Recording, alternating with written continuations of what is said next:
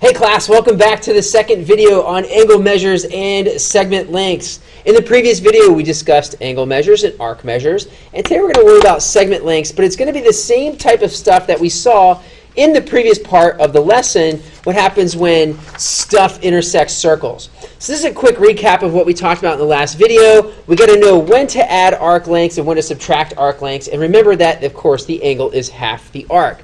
But what happens aside from angle and arc measures? You know what else happens? Yep, segment lengths.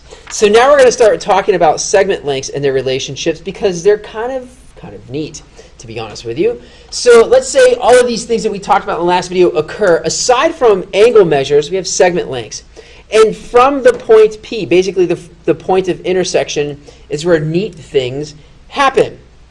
So if the point of intersection is within a circle, by the way, the note reads, the product of the lengths of the segments from the point is constant along the line. Okay, so the product of the segment lengths from the point.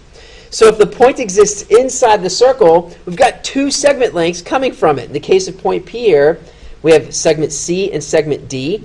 And then from the point P here, we got segment A and segment B. So it's from the point P to the end of the circle. Okay, so this is where it's going to be challenging. Here's my little note. You must be able to see the two segments that exist from the point. So in case one, from the point, we have a segment that goes out to the edge, out to the edge, and again, out to the edge, out to the edge. Their products are constant. Okay, that means their products are equal.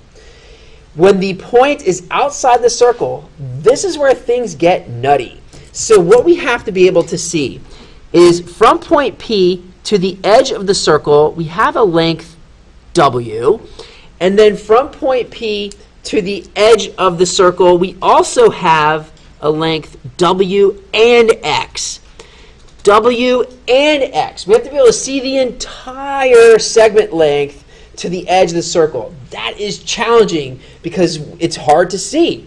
So we have to be able to know what we're looking at. So it's W times the entire thing is going to be equal to, same thing, from point P to the edge of the circle, and then from point P to the edge of the circle. That's what all of this mumble jumble means. Okay, so W and W plus X, and then Y and Y plus Z. So that's what's happening in case 2.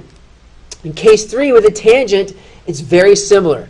From point P to the edge of the circle, which will give us Y, and then from point P to the edge of the circle, which is the whole way, Y plus Z. Now you may be wondering, but what about from point P to the tangent? That's where things get a little bit nutty. There's only one segment, so it's going to be squared. Okay, that's what's happening there. There's only one segment, and that's going to be squared.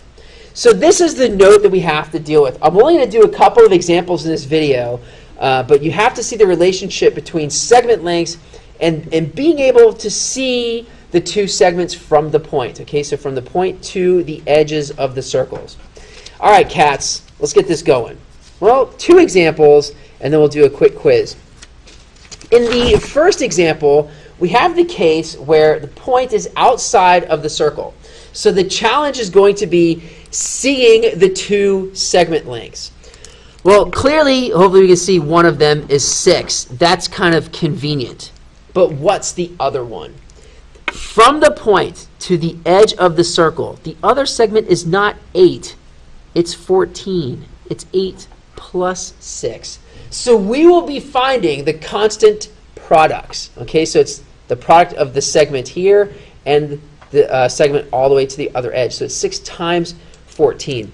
And what we know from the note is that the two products are going to be equal. They're going to be equal to each other. So the two products are going to be equal to each other, which means, take a look at the other point. We have segment first one from the point to the circle is 7. And here comes algebra. No! Yes! Now, what is going to be from the point all the way to the other segment? Is it going to be Y? No. Is it going to be 7? No. Is it going to be what some of you are thinking, 7Y? No. We're simply adding. Okay, so this is 7 plus Y. 7 plus y. Make sure you see the other segment length for what it is. We're adding these two lengths to give us the entire segment length. Okay, so just because there's a y there doesn't mean we have to stay 7y. No, no, they're adding. So now we have algebra at play, and then we can totally solve for y. Here's how. We do some quick multiplication. 6 times 14 is 84. And now we can use the distributive property. Or, you know what? Based on the last thing, guys, remember in the last video, I'll show you in a second.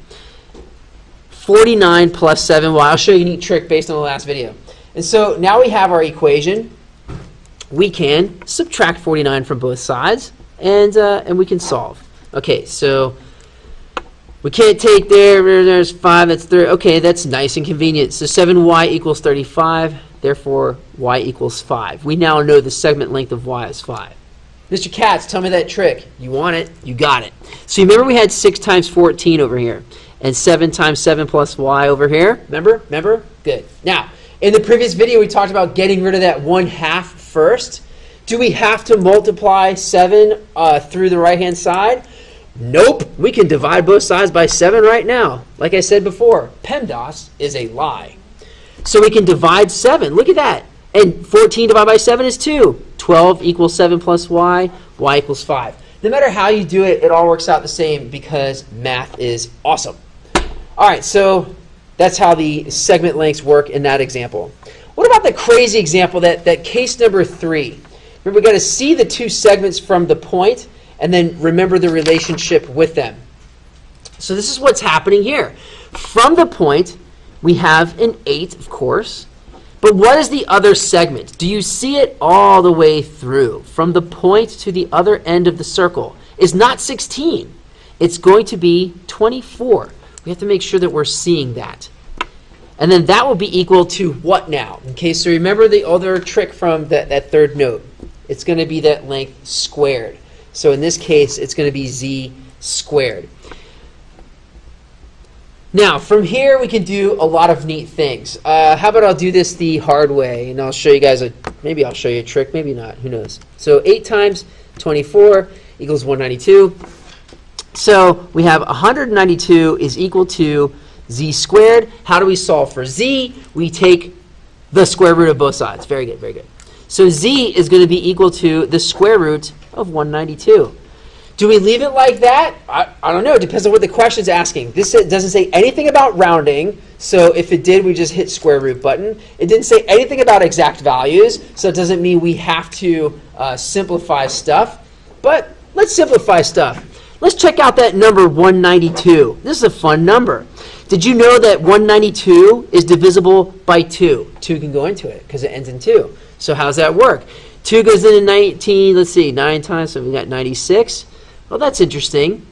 So 96 now. Well, that's 2. What goes into 96? 2 goes into 96. 2 times, let's see, that's 48. And then here we go. Keep going. Pardon the interruption, Cougar. Pardon the interruption. After the bell rings, you will either be going to a lunch or your 4th period class. Lunch is based on the location of your 4th period class. So I repeat, when the bell rings, you either go to a lunch or Continue it. class. Also, teachers, this is a reminder, we will not be ringing any bells past 12 o'clock due to testing on campus. Thank you. And then lastly, so you guys know the bell is coming, right? So we have this one last thing. Here's our 192. So it's square root, right? 1 2 can come out, 2 2s can come out, 3 2s can come out. So 3 2s is 6, 6 root 3. Ta-da! There's 192. And that's how that works with segment lengths. And that'll be that for the notes. We're all set. Hopefully you enjoyed your lesson on angle measures and segment lengths. See ya.